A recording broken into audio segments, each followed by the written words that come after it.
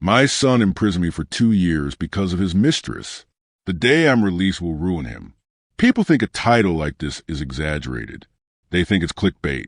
They think no son could ever do something that cruel to his own father. I used to think that too. When you read a title like My Son Imprisoned Me for 2 years because of his mistress, you imagine shouting, fists flying, dramatic courtroom scenes, maybe even a villain who looks evil from the start. But real betrayal doesn't announce itself. Real betrayal wears your bloodline. It calls you dad. It eats at your table. It smiles while sharpening the knife. And the second part of the title, The Day I'm Released Will Ruin Him, that's not a threat. It's not revenge porn. It's not anger speaking. It's inevitability. Because when the truth waits long enough, it doesn't need to run. It lets lies collapse under their own weight. I didn't plan revenge in prison. I didn't scream at the walls. I didn't curse God. I waited. And waiting changes a man. My name is Elias Monroe. I am 68 years old now. For most of my life, I was known as a builder, not just of companies, but of people. I was the kind of black man other men came to for advice. The kind churches asked to speak at fundraisers. The kind young brothers watched quietly, hoping to learn how to move through this country without losing their dignity. I built Monroe Freight and Infrastructure, a logistics company that started with 2 leased trucks and grew into a regional operation worth $58 million at its peak.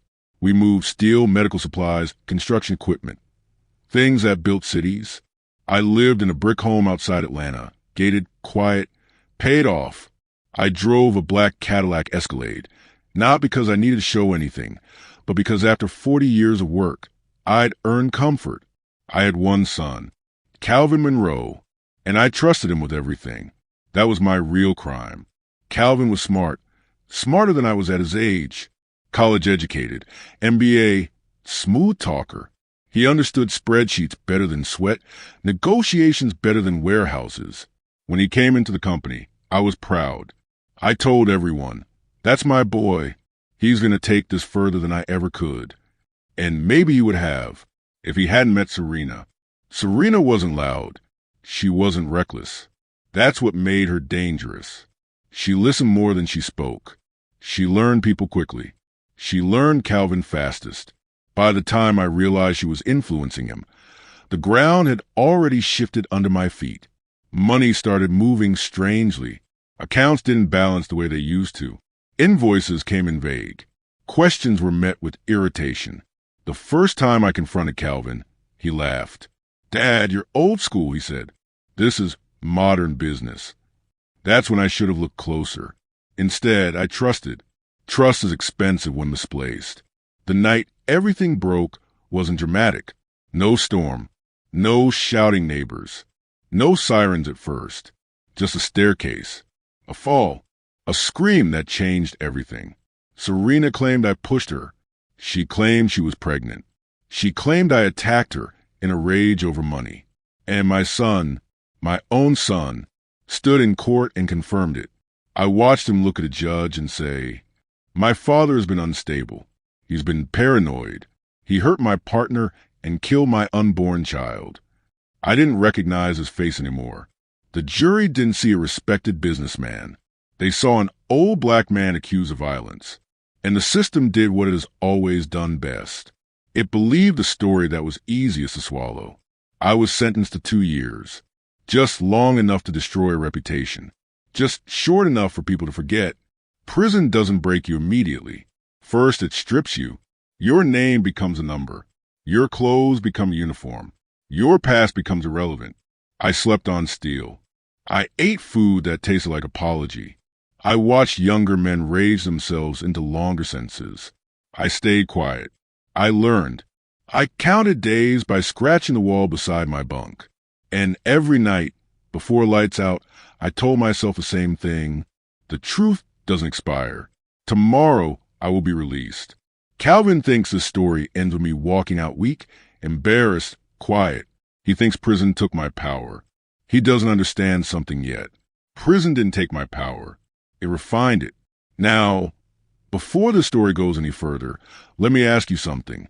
If you're listening to this right now, and you've ever been betrayed by family, by someone who smiled while destroying you, Stay with me, because what happens next is why patience is more dangerous than rage.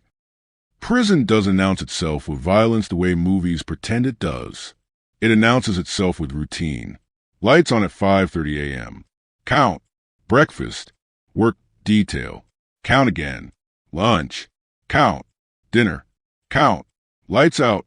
Over and over, until days stop feeling like individual units and start blending into one long, gray sentence. The first week inside Fulton County Correctional Facility, I learned something important. The men who scream the loudest usually last the shortest. They fight guards. They fight other inmates. They fight time itself. Time always wins. I chose silence. Not weakness, discipline. I was assigned to a lower bunk in a 12-man dorm. Concrete floor. Steel beds bolted to the ground. A single fan that did nothing but push hot air from one corner of the room to the other. The man on the bunk above me was named Raymond Stax Coleman, early 50s.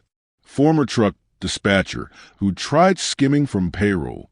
He laughed too much, like a man trying to convince himself everything was fine. "You don't talk much," he said the first night. "I listen," I replied. He nodded slowly. "That'll keep you alive in here." I didn't need to survive physically. I needed to survive mentally. Every morning, I watched younger men self-destruct in real time. They argued over phones. They flexed over respect. They reacted instead of thinking. Prison punishes reaction. It rewards observation. I started noticing patterns. Who controlled commissary trades. Who guards trusted. Who inmates avoided. Power existed even here. It was just quieter and crueler. At night, I lay on my bunk and replayed my trial over and over.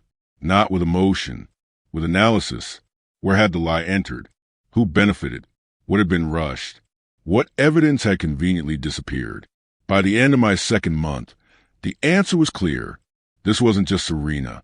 This required planning, which meant Calvin had crossed a line long before the courtroom. Outside those walls, Calvin was busy rewriting my life. Through the prison grapevine, a strange, efficient network of rumor and truth, I learned bits and pieces. My company had been restructured.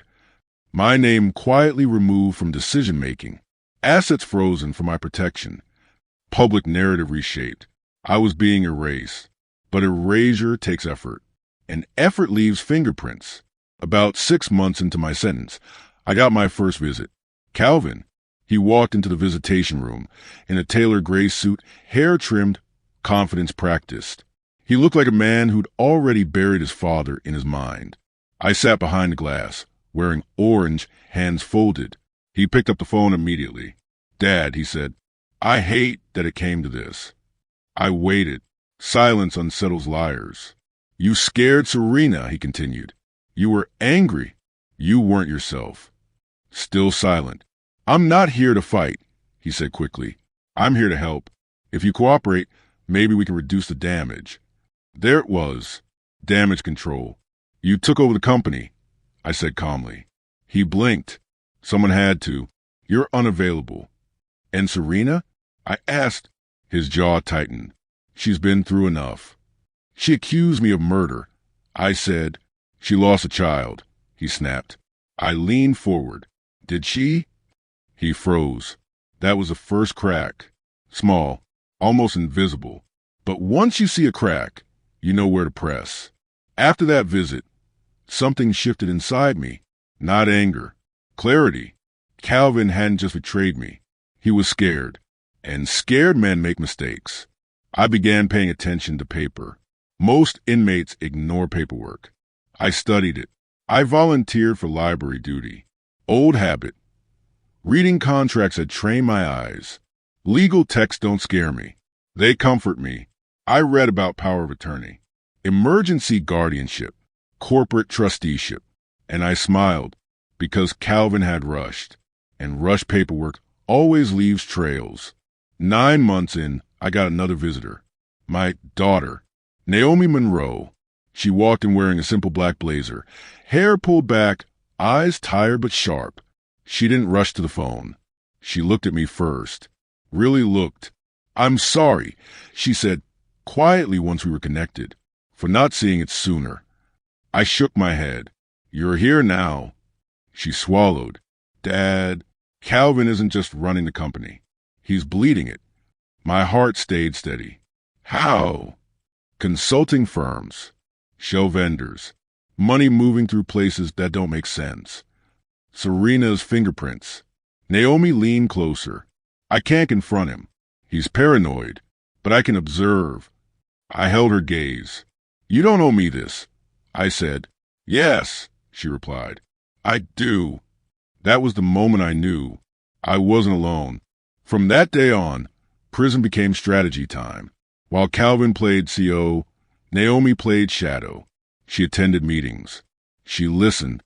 She documented. She pretended loyalty. And loyalty, when faked well, is the most dangerous weapon there is. Back inside, I kept my head down. Guard began trusting me. Inmates left me alone. Time slowed. I started working out quietly. Not to bulk, to endure. I gained muscle where I'd lost fear. At night, I imagined my release. Not the walk through the gate, the aftermath. Because walking out was never the victory. What happens after is where men either disappear or return. A year passed. Then another. Calvin stopped visiting. That told me everything. People stop visiting when they believe the threat is gone. I scratched another line into the wall. 700 days. Almost done.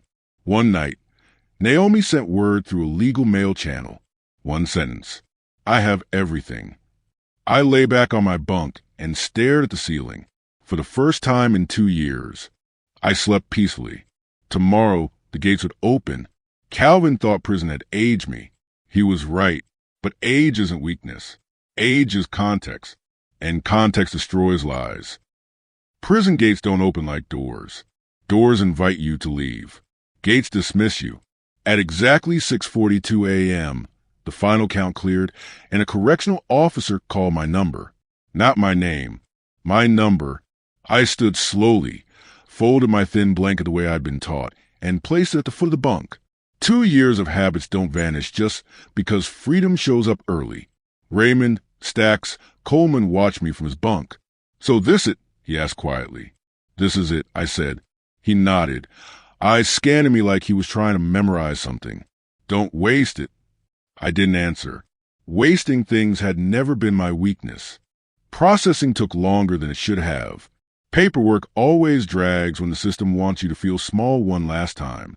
A clerk slid my belongings across the counter in a clear plastic bag. My wallet, empty except for an old library card. A cracked pair of reading glasses, my watch. Scratched, still ticking. I strapped the watch on slowly. Time never stopped for me. I just stopped controlling it. At 8:11 a.m., a buzzer sounded. The outer gate slid open. Sunlight poured in like accusation. For a moment, I didn't step forward. I let my eyes adjust, let my body remember open air, distance, depth. Prison trains you to move in straight lines. The outside world curves. Then I walked. The heat hit first.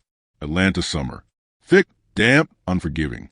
The smell of asphalt, gasoline, cheap coffee from a food truck parked across the street. And then the noise. Cameras, voices, movement. I hadn't expected a crowd.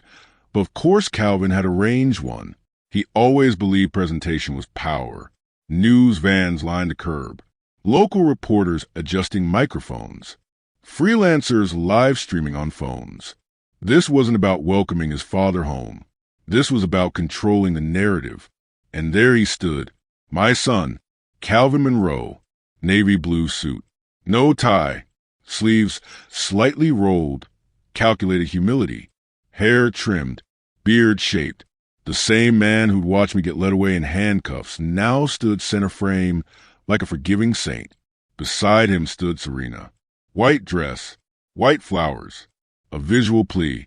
I recognized the setup instantly. Reconciliation. If I hugged him, the story would be, father forgives son. Case was unfortunate misunderstanding. If I yelled, the story would be, angry old man proves instability claims. Either way, Calvin wins. Unless I did something else. Dad, Calvin called out, stepping forward. "We're here for you." I didn't wave, didn't rush, didn't acknowledge the cameras. I simply walked, straight past him. Not fast, not slow, intentional. The sound behind me shifted, murmurs, confusion. "Mr. Monroe," a reporter shouted. Calvin reached out and grabbed my arm. That was his mistake. I stopped walking, slowly turned my head, looked down at his hand gripping my sleeve, not like a son clinging to a father, but like a man asserting control over an object he believed still belonged to him. Then I looked up into his eyes. They widened just a fraction. "Take your hand off me," I said calmly, voice low but clear. "Or I'll tell every camera here you're assaulting an elderly man you sent to prison." Time froze. Calvin released me instantly. Behind him, Serena inhaled sharply. I continued walking. That was when the sound changed. A low, controlled engine note rolled across the parking lot. Not loud, confident. A black Lincoln Continental, polished to a mirror shine, pulled in smoothly. Tinted windows, custom rims, the kind of car driven by people who don't explain themselves. The driver stepped out.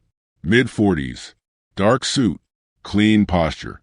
Not a bodyguard, an operator. He opened the rear door. I didn't look back at Calvin this time. I stepped into the car. The door closed with solid, final sound. Outside, chaos erupted. "Who is that?" "Mr. Monroe, are you refusing your son's help? Is this a legal representative?" The car rolled away. Inside, the air smelled like leather and citrus. Cool, controlled, familiar. The driver glanced at me through the rearview mirror. "Good morning, Mr. Monroe," he said respectfully. "Welcome back." I nodded once. "Where to?" he asked. I looked out the window as the prison disappeared behind us. "Not home," I said. "Not yet."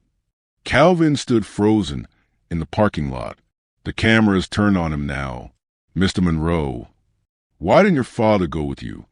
Is there a legal dispute?" Serena squeezed his arm. "Say something." Calvin forced a smile. "My father needs rest. Prison takes a toll." But his voice lacked confidence. Because something unexpected had happened. I hadn't behaved like a victim. I hadn't behaved like a father. I behaved like a man who already knew the ending. The hotel suite overlooked downtown Atlanta. 42nd floor, floor-to-ceiling windows. City stretched beneath me like a board I once owned. I stood silently for a long moment. Freedom doesn't rush in. It settles. I showered first. Hot water until my skin reddened. Scrubbed prison off my body, off my memory. Then I dressed. Charcoal slacks, white shirt, no tie. When I stepped into the living area, Attorney Malcolm Reeves waited by the table, documents already arranged. He didn't stand when he saw me. That told me everything. "Mr. Monroe," he said, "you look exactly like I hoped." "Unbroken," I replied. He smiled thinly. "Prepared." He slid the first document forward. "Emergency power of attorney. Filed by your son. Revoked as of 7:02 a.m. I signed. Second document. Forensic audit order. All Monroe freight and infrastructure accounts frozen pending review. How long? I asked. 30 days minimum, Malcolm said. But once we open them, then we don't close them. I finished. He nodded. Third document. A sealed envelope. I recognized Naomi's handwriting instantly. Inside, USB drive, ledgers, emails, bank transfers, shell companies. 2 years of quiet observation. I closed my eyes briefly. "My daughter?" Malcolm asked. "She did what loyalty demands," I said. Across town, Calvin's phone started lighting up. First call, CFO. Second call, bank. Third call, board member. By noon, his cards declined. By 1 p.m., company accounts froze. By 2 p.m., he turned on the television and saw me, standing calmly behind a podium. "My name is Elias Monroe," I said, "and today I am reclaiming control of the company I built." Calvin dropped the remote. That was the moment he realized something crucial. This wasn't about forgiveness. This was about correction. I sat alone that night, city lights blinking below. 2 years ago, I'd walked into a courtroom believing truth would protect me. Now I knew better. Truth doesn't protect you. It waits. And when it stands up, it doesn't ask permission. Power doesn't vanish the moment you lose it. First, it hesitates. It lingers in old habits, in confident posture, in the way a man still expects doors open just because they used to. That's where Calvin was, standing in the echo of authority, mistaking momentum for control. By the end of release day, he still believed he could talk his way out. He had always talked his way out. The first sign came with his black corporate card. Calvin stood at the valet desk of Sterling Steakhouse, one of those Atlanta places where deals were sealed over $120 steaks, and men pretended money didn't matter because they had too much of it. He'd chosen that location on purpose. Public enough to look confident, private enough to manage damage. Serena sat beside him, posture stiff, eyes darting every time a phone buzzed. The bill came, $846.32. Calvin slid his card across casually. The waiter swiped. Beep. Paused. Swiped again. Beep. The waiter frowned. Sir, it's asking me to contact the issuer. Calvin laughed too quickly. System glitch. Try once more. Third swipe. Beep. Silence settled like smoke. Nearby tables slowed their conversations. A man across the room recognized Calvin. The news had already started whispering. Serena leaned in. What's wrong? Calvin's phone vibrated. Caller ID. First Atlantic Bank, Corporate Services. He stepped aside. This is Monroe. He snapped. Why are my cards declining? A pause. Then, Mr. Monroe, all accounts associated with Monroe Freight and infrastructure have been temporarily frozen under court order. What court order? He hissed. Filed this morning. Signed. Effective immediately. Calvin's chest tightened. By who? Another pause, shorter this time. Your father. Calvin ended the call without responding. He stood there, phone heavy in his hand, breathing shallow. Serena followed him into the hallway. Calvin, what's happening? He didn't answer. Instead, he turned on the mounted TV above the bar. CNBC Atlanta was running a breaking segment. And there I was, standing calm, clear-eyed, unrushed. My name is Elias Monroe, I said into microphone, and today I'm taking back control of the company I built. Calvin's mouth went dry. Serena grabbed his arm. You said he had nothing left. He didn't respond, because in that moment, the realization hit him, not emotionally, but structurally. He had built everything on the assumption that I was finished. And assumptions collapse fast when the foundation moves. By morning, the phones wouldn't stop. Board members, investors, attorneys, people who hadn't called him in months, suddenly wanted explanations. Calvin locked himself in his office and tried to regain the rhythm, pacing, rehearsing, controlling tone. But control is muscle memory, and his had gone stiff overnight. Serena sat on the couch, scrolling frantically. Calvin, she said softly, there's something trending. He didn't look up. Ignore it. You need to see this. She turned the phone toward him. A single image, a medical record, Mercy Ridge Medical Center. Patient, Serena Clark. Date, September 18th. Diagnosis, incomplete spontaneous abortion. Notes, complications consistent with illicit appetite suppressants. The date hit him first, September 18th. The fall had happened on September 20th. 2 days later, Calvin stared at the screen. This is fake, he said automatically. Serena's face drained of color. Calvin, I can explain. He looked up slowly. Explain what? She swallowed. I panicked. His voice stayed calm, which scared her more. Did you lose the baby before the fall? She didn't answer. That was answer enough. You let me testify, he said quietly. You let me send my father to prison. Tears spilled over now. I was scared. I thought if he went away, we'd be safe. I thought. You thought you'd get the company, Calvin finished. Silence. You knew, he whispered. You knew there was no baby when you fell. She broke down then, crying openly. Calvin sat back in his chair. The room felt smaller. Outside, sirens wailed, close and fading. By noon, it was everywhere.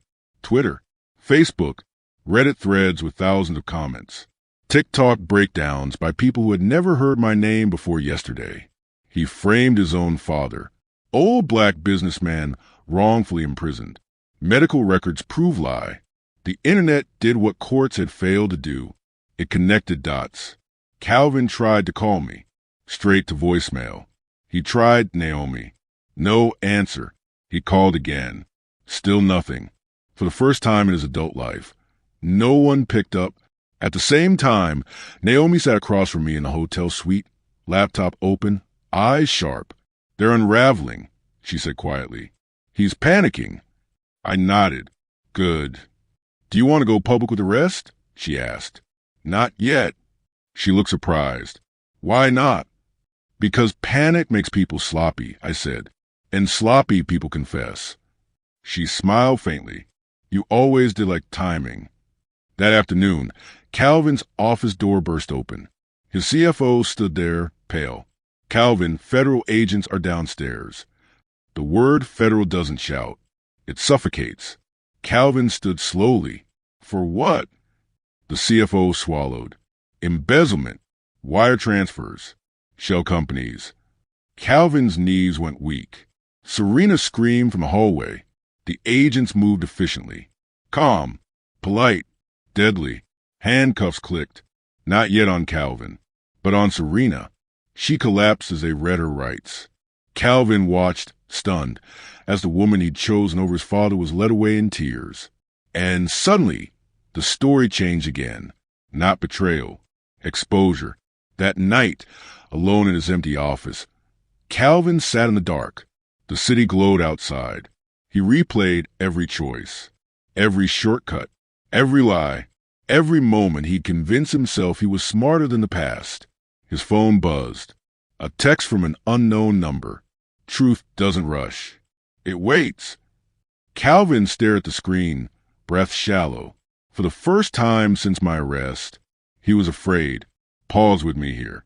If you've ever watched someone who betrayed you slowly realize they miscalculated, not loudly, not dramatically, but inevitably, stay with this story. Sometimes justice whispers before it speaks. The knock came at 5:58 a.m. Not loud, not violent, just firm enough to say the decision had already been made. Calvin Monroe had not slept. He sat at the small desk in his downtown condo, jacket still on, phone face down beside an untouched glass of water. His reflection in the window looked unfamiliar. Older somehow, like fear had rearranged his face overnight. The knock came again. He stood slowly joint stiff and opened the door. Two men stood in the hallway. Dark suits, neutral expressions, federal posture. Calvin Monroe, the taller one, said, holding up a badge, Special Agent David Klein, FBI. The word FBI does something strange to the human body. It drains sound from the room. It slows blood. It makes time feel thick. We have a warrant for your arrest. The agent continued evenly. Charges include wire fraud, embezzlement, conspiracy to commit perjury, obstruction of justice, and financial exploitation. Calvin blinked. Once. Twice. For what? He managed. For what you did, the second agent said, stepping forward. Hands where we can see them.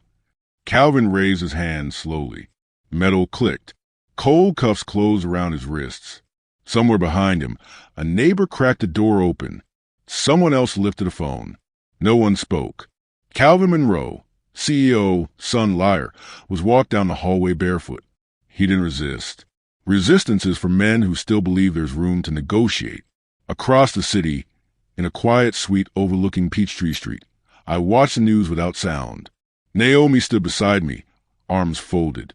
She didn't smile. I didn't think it would feel like this, she said quietly. I nodded. Justice is rarely cinematic. She glanced at me. Do you regret it? I looked at the screen. My son's face blurred as agents led him into a vehicle.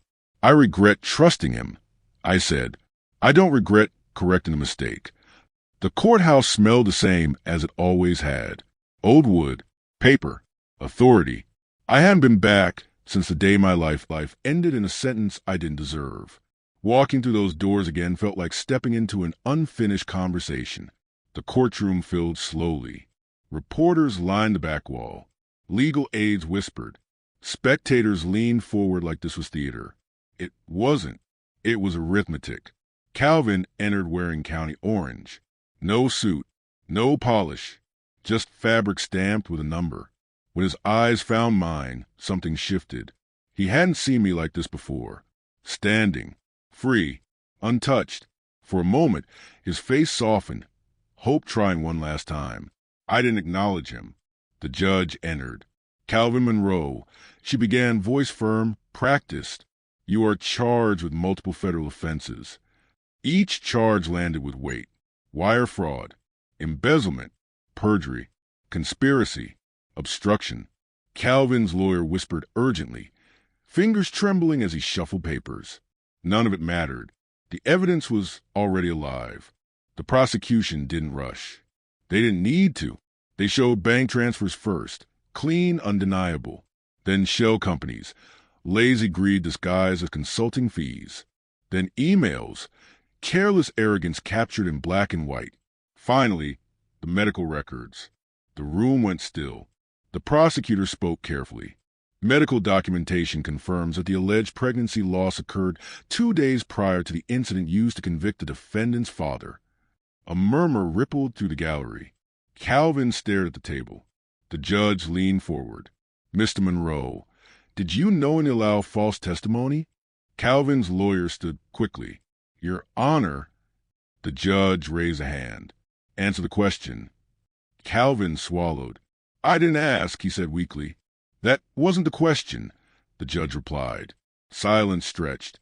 Then something inside him broke. Yes, Calvin whispered. I knew. The courtroom exhaled as one. Confession doesn't explode. It collapses. Serena testified later that afternoon. She looked smaller now, fragile, stripped of manipulation. Her voice shook as she described the pills, the fear, the decision to lie. I thought if Elias went away, she said, Calvin would be safe. I would be safe. The prosecutor's voice was cold. Safe from what? She hesitated. From losing everything. The truth settled like dust. The verdict came 2 weeks later. I sat in the front row, hands clasped loosely. Naomi beside me, posture perfect. Calvin stood as the judge read. On all counts, she said, this court finds the defendant guilty. Calvin's shoulders sagged. No tears, no shouting, just gravity. Mr. Monroe, the judge continued, you exploited your position of trust. You framed an innocent man. You abused both familial and legal systems for personal gain. She paused. This court sentences you to 15 years in federal prison. No eligibility for early parole. The number echoed. 15 years. Time has weight. Serena received 12. They were led away separately. They did not look at each other. Outside the courthouse, Naomi finally let her breath out. It's over, she said. I shook my head. No, this is the middle. Months passed. The company stabilized. Accounts corrected. Board restored. Naomi stepped fully into leadership. Calm, precise, respected. I stayed out of the spotlight. Power doesn't need witnesses. 1 year later, I visited Calvin. The federal visitation room was colder than the state one. Cleaner, more clinical. Calvin sat across from me in gray. Thinner, eyes dull by routine. He didn't speak at first. I was wrong, he said finally. I nodded. Yes. I thought I was smarter than you. Yes. I thought I deserved it. Yes. Silence. I'm sorry, he whispered. I leaned forward slightly. Sorry isn't currency, I said, and it doesn't rebuild what you destroyed. He flinched. I slid a manila envelope across the table. Inside, legal documents. Monroe Freight and Infrastructure. Sole ownership transferred to Naomi Monroe. His hands shook. You're cutting me out. I already did, I said. The day you chose greed. Tears welled in his eyes. Dad, I'm still your son. I stood. No, I said quietly. You were. Now you're a lesson. I turned and walked away. The door closed behind me. Heavy. Final. Outside, the sun felt honest. Naomi waited by the car. How was it? She asked. Necessary, I said. She nodded. We drove away. The prison receded into the distance. Some places don't deserve return visits. People assume that once the verdict is read, the story ends. That justice is a moment, a sentence, a gavel striking wood. But justice doesn't arrive in a single sound. It unfolds, and the quiet that follows punishment is often heavier than the punishment itself. The first 6 months after Calvin's sentencing were strangely empty. No phone calls, no court dates, no emergencies. For the first time in years, my calendar stayed blank. I woke up every morning in my Atlanta house, the same house I'd once been dragged out of in handcuffs, and stood at the kitchen window, coffee cooling in my hands, listening to the city wake up, traffic hum, distant sirens, life continuing without asking my permission. I expected anger to return. It didn't. What returned instead was clarity. Naomi moved fast, not emotionally, but structurally. She didn't celebrate Calvin's removal. She cleaned. She reviewed every department, every executive hire, every contract signed during the 2 years I was gone. Some people resigned quietly. Others fought. A few begged. Naomi treated them all the same. Professional, unemotional, final. Watching her run the company was like watching someone restore an old house, stripping rot, reinforcing beams, repainting only after the foundation was sound. One evening, she sat across from me at the dining table, files spread between us. I didn't realize how much damage he did, she admitted. Not just financially. Culturally. I nodded. Fear travels faster than greed. She looked up. You're not angry anymore, are you? I thought about it carefully. No, I said. I'm finished. That surprised her more than anger ever could. Meanwhile, Calvin entered federal prison, a world very different from the one I'd known. State prison punishes bodies. Federal prison punishes identity. No chaos. No shouting. Just routine, hierarchy, and time. And in that environment, Calvin had no currency, no name, no power, no protection. Word travels fast inside. The guy who framed his own father. The rich kid who thought he was smart. The man who destroyed his blood for money. Calvin tried to stay invisible. But invisibility is impossible when your past is louder than your present. He wrote his first letter 3 months in. I didn't open it. Not out of cruelty. Out of completion. Some chapters don't need rereading. Publicly, the story evolved. At first, it was sensational. Businessman wrongfully imprisoned by son. Corporate heir exposed in federal fraud case. Then it became cautionary. Business schools discussed it. Law reviews dissected it. Podcasts debated morality versus ambition. My name faded. Calvin's didn't. That's the thing about legacy. You don't choose how history remembers you. You only choose what you give it to work with. 1 year after the verdict, Naomi officially became chairwoman and CEO. The board vote was unanimous. I didn't attend the ceremony. Instead, I sat on my back porch that morning, watching sunlight hit the oak trees, thinking about how strange life is. I built the company for my children, and in the end, one child tried to steal it, while the other saved it by pretending to betray me. Loyalty doesn't always look like standing beside you. Sometimes it looks like standing where it hurts. That night, Naomi called. I wish you'd been there, she said. You didn't need me, I replied. She paused. That's what scares me. I smiled. That's what means I did my job. Prison doesn't announce your arrival. There is no ceremony, no moment where the world pauses to acknowledge that a life has crossed a threshold. The bus simply stops. The doors open. And whatever you were before becomes irrelevant in the space between one step and the next. Calvin Monroe learned that within the first 30 seconds.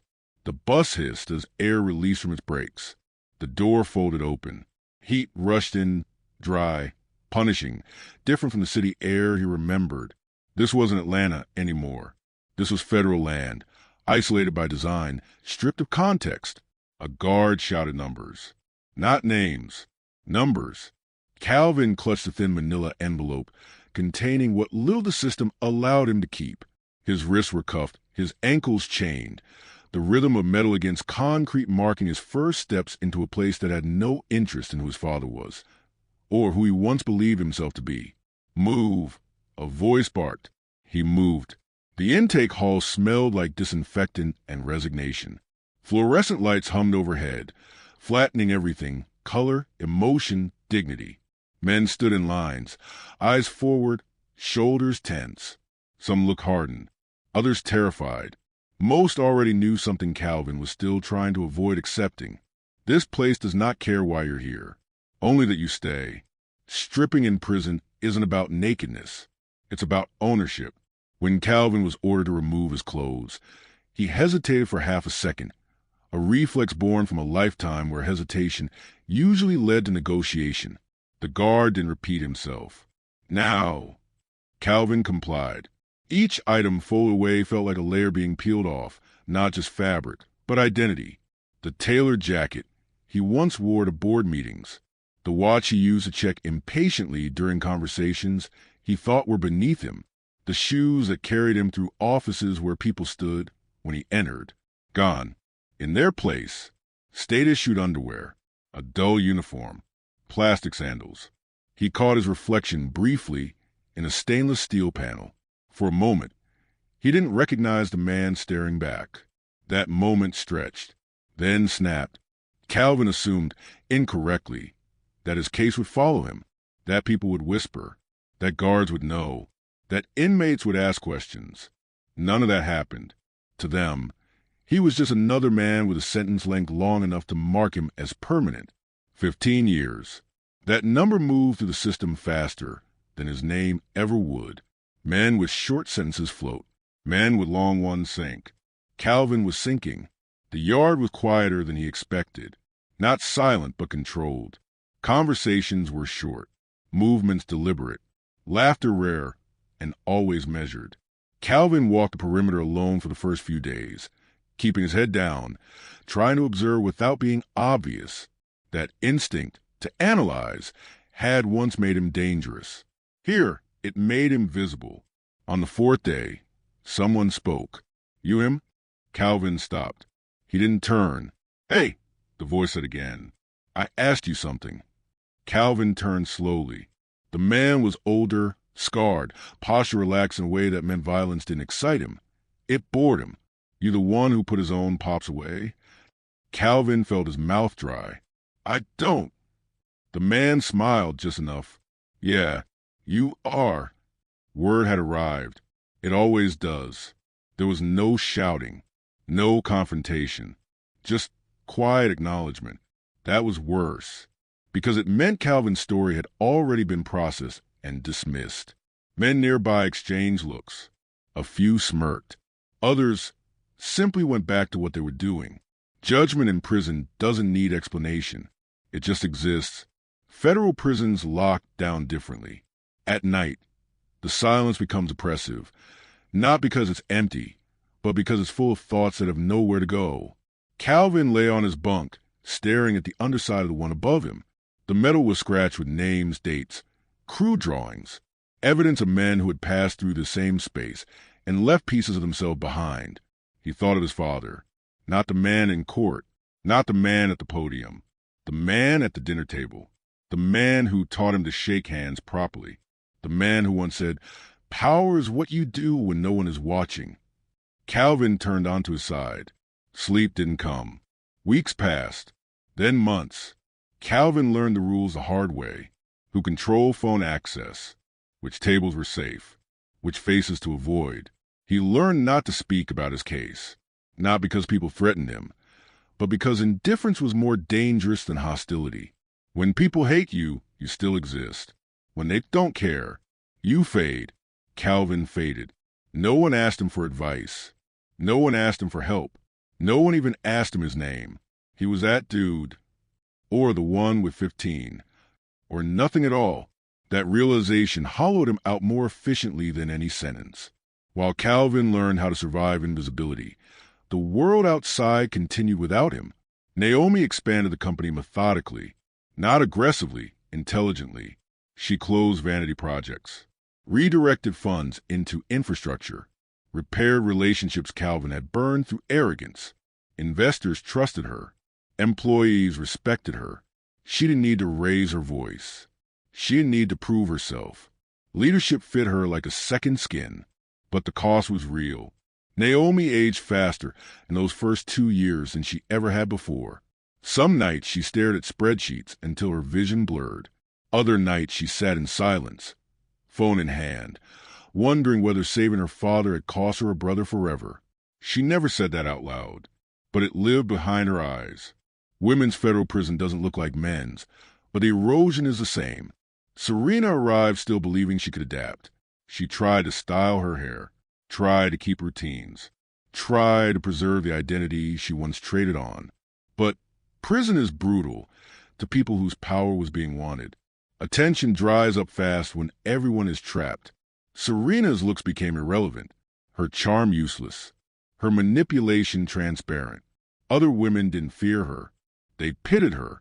And pity is poison to someone who once believed herself untouchable. For the first year, Calvin wrote letters to his father, to Naomi, to old friends. Most went unanswered. Eventually, he stopped, not out of pride, out of exhaustion. Hope, when repeatedly denied, doesn't shatter, it dulls.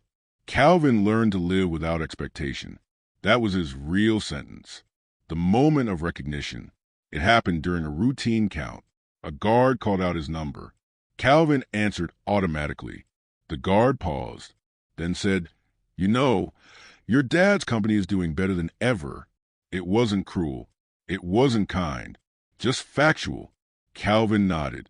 That night, lying on his bunk, the weight of it finally settled. The company hadn't needed him. His father hadn't needed him. The world hadn't needed him. What he thought was legacy had been access, and access can be revoked. By year 3, Calvin stopped resisting the reality of his life. He worked. He followed rules. He stayed invisible. Some might call that peace. It wasn't. Peace implies wholeness. This was survival without meaning. He understood then, truly understood, that his father hadn't destroyed him. He had done that himself. One decision at a time. Punishment isn't pain. Pain fades. Punishment is continuity. Waking up every day to the same truth with no escape hatch. Calvin's truth was simple. He traded blood for control, and control vanished the moment he needed it most. That knowledge followed him everywhere. Into meals, into sleep, into silence, and it would follow him for many years to come. Time has a way of sanding down sharp edges, not by erasing them, but by making them part of the surface. 3 years after Calvin's conviction, the world no longer spoke my son's name with outrage. It spoke it with detachment. And that, I learned, is far more damaging. Outrage burns hot and fast. Detachment lingers. In the first year, the media chased a story like blood and water. Every development became breaking news. Disgracio sentenced. Wrongfully convicted father reclaims empire. Corporate betrayal inside a black-owned giant. People wanted villains. People wanted heroes. People wanted emotion packaged into a headline they could argue about online. By the second year, the tone shifted. Articles grew longer, colder, analytical. Business journals began using the case as a case study. Law schools referenced it in ethics classes. MBA programs debated Calvin's decisions in classrooms where students had never seen his face, only his mistakes. By the third year, the story stopped being news. It became context. And context is where people disappear. Naomi never said she wanted power. She accepted it the way someone accepts responsibility for an accident they didn't cause, because walking away would have hurt more people. Her days became precise. She woke early, exercised without distraction, reviewed reports before speaking to anyone. The company stabilized not because she forced it to, but because she removed chaos. Calvin had ruled through urgency. Naomi ruled through consistency. That difference changed everything. Employees stopped guessing. Managers stopped hiding. People breathed easier. But authority doesn't just take energy. It takes silence. Naomi stopped being invited to casual dinners. Old friends spoke carefully around her. Men twice her age watched her more closely than they listened. And still, she never complained. One night, nearly 4 years after my release, Naomi sat across from me in my Savannah home. The windows were open. The marsh air drifted in slow and damp. Cicadas hummed like static beneath the quiet. She hadn't come for business. That's how I knew something was wrong. "I don't know who I am when I'm not fixing something," she said suddenly. I waited. I wake up thinking about problems. I fall asleep thinking about risks.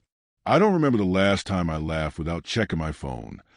She looked at me then, not as a CEO, not as a savior, but as a daughter. "I did this for you," she said softly, "and I'd do it again. But sometimes I wonder who I would have been if none of this happened." I didn't answer immediately, because that question doesn't deserve a comforting lie. "Trauma doesn't ask permission," I said. "It reroutes lives. You don't get the original map back." Her eyes filled. "So what do you do?" "You decide," I said, "whether the new road still belongs to you." By year 5, Monroe Freight and Infrastructure had surpassed its old valuation. Not dramatically, not loudly, steadily. Naomi refused flashy expansions. She invested in infrastructure, people, and long contracts. The company became boring, and that's when it became powerful. No one mentioned Calvin in meetings anymore. That was the true shift. When a name stops being spoken, it stops existing. Naomi noticed it one afternoon during a board review. An executive referenced a restructuring decision made years ago.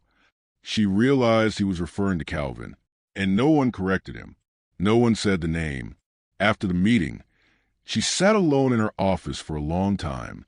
Victory doesn't always feel triumphant. Sometimes it feels like emptiness finally settling.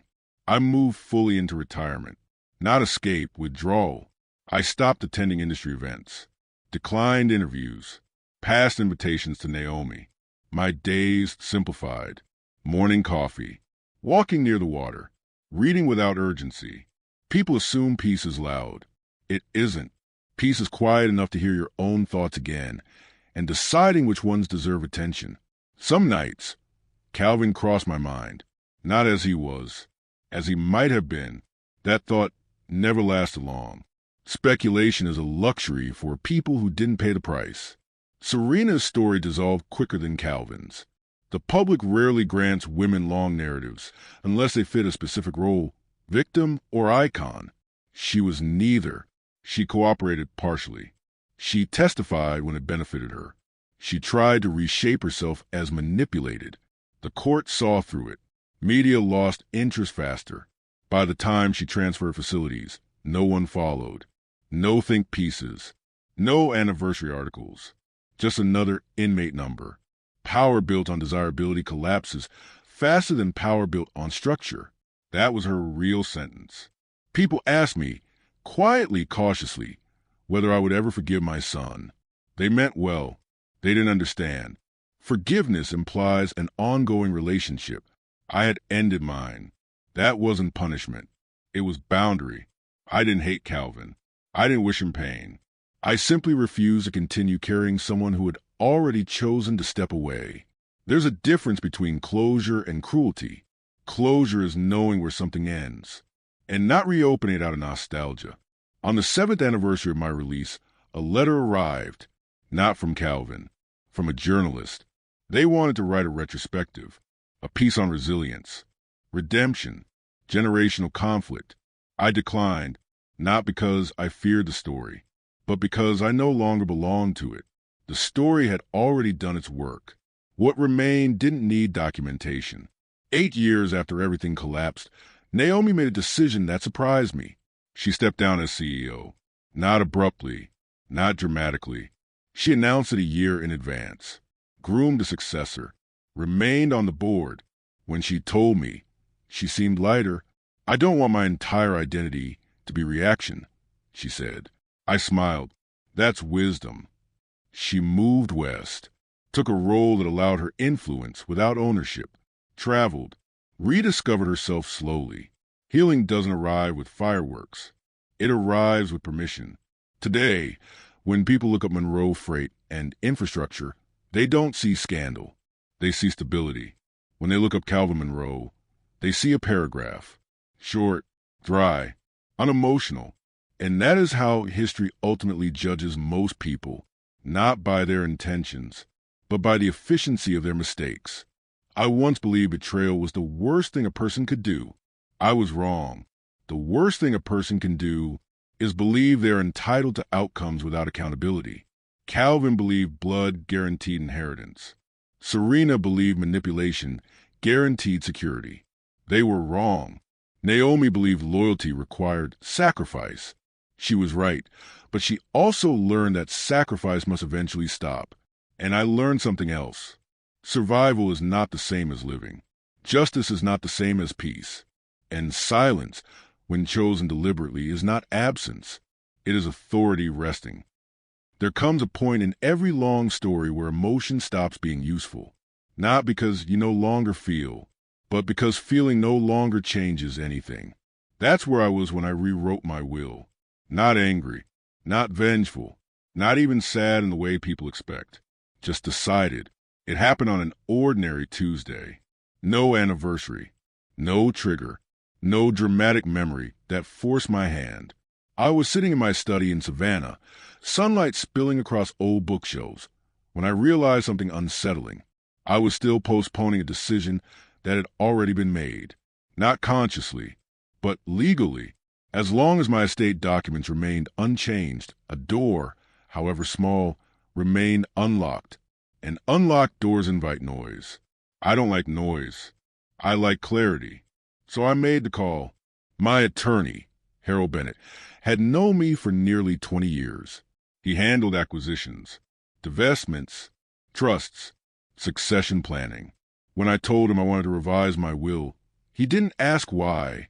Good lawyers don't. They ask how final. How do you want this structured? He asked calmly over the phone. Permanent. I replied. There was a pause. Then understood. People misunderstand what it means to cut someone out. They imagine dramatic exclusions, public announcements, emotional language. That's not how it's done when you want something to last. This wasn't disinheritance. This was erasure. No emotional clauses. No condemnation. No explanation. Just absence. Calvin's name was removed from every document where it appeared. Trusts amended. Beneficiaries reassigned. Powers revoked retroactively where legally possible. The language was surgical, calm, irreversible. Naomi didn't receive everything in the way people imagine. She received responsibility. The company, yes. The properties, yes. The intellectual rights, voting shares, long-term trusts, yes. But the will wasn't a reward. It was alignment. The document stated clearly, this estate reflects not lineage, but character demonstrated over time. That single sentence mattered more than any asset. Harold slid the clause across the table when we met in person. If anyone challenges this, he said, they lose whatever minimal rights they might argue for. I read it carefully, not because I feared challenge, because I wanted silence. I signed. I didn't tell Naomi immediately. When I finally did, it wasn't a meeting or a formal setting. We were sitting on the porch, watching the tide move in. I revised my will, I said casually. She nodded. Okay, you're the sole heir. She didn't react. Not relief, not triumph, just understanding. After a moment, she said, I wish it hadn't come to this. So do I replied. But neither of us pretended there was another version of events where this ended differently. There's a myth that emotional severance is the hardest part. It isn't. Legal severance is. Because law doesn't care about intention, only documentation. Once the paperwork was filed, Calvin ceased to exist in my future. No claim, no appeal, no ambiguity. He was now part of my past only, for a brief moment. And I mean brief. I considered writing Calvin a letter, not an apology, not forgiveness, just closure. But then I realized something important. Closure is for people who still need acknowledgement. I didn't, so I didn't write. Some silences speak more clearly than words ever could. 2 months after the will was finalized, I received a formal request. Calvin had asked for a visit, not demanded, not pleaded, requested. The wording was careful, polite, broken down by years of confinement. I read it once, then handed it to Harold. "File this," I said. He nodded. No response. "No," I said. Response is implied dialogue. That was the end of it. People confuse fatherhood with obligation. They think blood creates a permanent debt. It doesn't. Fatherhood is investment. I invested decades. Time, resources, guidance. Calvin defaulted on that investment. Naomi compounded it. That's not favoritism. That's accounting. Occasionally, people still tried. A distant cousin once asked, carefully, whether things might change someday. I looked at him for a long moment. "Do you reopen accounts that were closed for fraud?" I asked. He never brought up again. Publicly, my decision never made headlines. No announcement.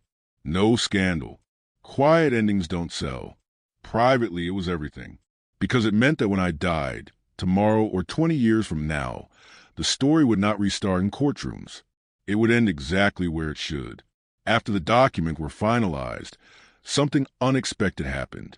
I slept better. Not longer. Deeper. There was no longer a loose thread tugging at the future. Everything was where it belonged. Calvin didn't lose money. He lost continuity. He became a dead branch on a living tree, present in memory, absent in growth. And that is the quietest punishment of all. I didn't need to hate my son to do this. Hatred is reactive. This was deliberate. I loved him once. That love did not entitle him to destroy me. Love without limits is not virtue. It is negligence. When I signed the final page, Harold asked one last question. "Any instructions if he reaches out again?" I thought for a long moment. Then I said, "Return to sender, not out of cruelty, out of consistency." Old age doesn't arrive all at once. It settles in quietly, in the way your knees remind you of weather changes before the forecast does, in how silence becomes preferable to conversation, in how memories stop lining up chronologically and start grouping themselves by meaning instead. By the time I understood I was truly old, I was already at peace with it. Peace didn't come from forgiveness. It came from resolution. And resolution only comes when you stop pretending that every wound must close neatly. I live alone now. Not lonely, alone. There's a difference people don't learn until they've been disappointed deeply enough to value the distinction. My house sits far enough from the road that passing cars sound like water rather than traffic. Mornings begin with coffee and end with quiet. I keep the radio low, mostly for company rather than entertainment. I don't watch the news. Not because I fear what it might say, but because nothing it says concerns me anymore. The world knows my story. What it doesn't know is irrelevant. For a long time after everything ended, people still ask questions. Journalists, distant relatives, strangers who recognized my face and wanted to measure their own morality against my decisions. Would you do it again? Do you ever regret it? Do you think he'll change? Eventually, the question stopped. Not because curiosity was satisfied, but because the answers no longer mattered. That's how stories truly end, not with conclusions, but with disinterest. People expect a dramatic answer to that. They expect grief, anger, longing. The truth is less cinematic. I think about potential, not his, mine. The potential mistake I made believing love could replace boundaries. The potential future that never existed because it was built on entitlement. Calvin doesn't haunt me. The version of myself who thought character was inherited does. It happened at a family gathering I almost didn't attend. A cousin mentioned something casually, a question about inheritance laws, phrased as curiosity rather than strategy. "He's still alive, right?" Someone asked, not maliciously, just ignorantly. I let the question sit. Then I said, "That chapter is closed." No one pressed further. People sense finality the way animals sense storms. They know when not to challenge it. Naomi visits when she can. She doesn't come out of obligation. She comes because she wants to sit, talk, and remember a time when her life wasn't defined by reaction. She laughs more now. That matters to me more than her success ever did. One afternoon, she asked me something unexpected. "Do you think you'd be proud of me if none of this had happened?" I didn't answer immediately, because pride based on circumstances is fragile. "I'm proud of you because you didn't become cruel," I said finally. "You could have. You didn't." She nodded. That was enough. People misunderstand forgiveness. They think it's a gift you give someone else. It isn't. Forgiveness is a narrative device we use when we're uncomfortable with endings.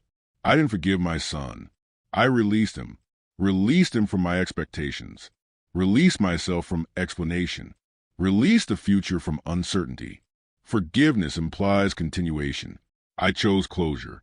Victory doesn't always feel victorious. There were no champagne glasses, no speeches, no applause, just mornings where I woke up without dread, just nights where sleep came without replay. That's what winning looks like when you've already lost everything once. I didn't need prison to understand pain, but prison taught me patience in a way nothing else could. It taught me that time doesn't punish everyone equally. Some people rot quickly, others refine. What determines the outcome isn't circumstance, it's accountability.